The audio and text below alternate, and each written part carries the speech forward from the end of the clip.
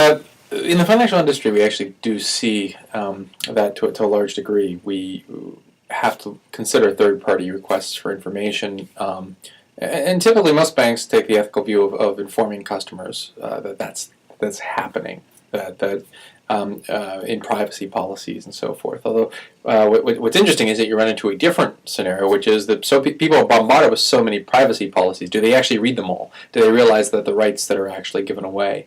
I just read an interesting study that showed many people will talk about privacy rights and how much they value them, but at the same time, a typical person will trade away a good chunk of their privacy rights for a trivially small amount of money.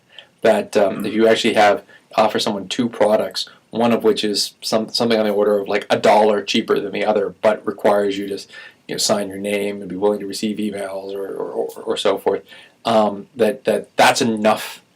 $1 discount is enough to persuade somebody to do that. So it's interesting because it seems that people in this day and age, 90% of people don't actually value their privacy rights. That it doesn't make sense for companies to sidestep that issue when for relatively cheap amounts of making sure that there's compliance and notification and getting permission.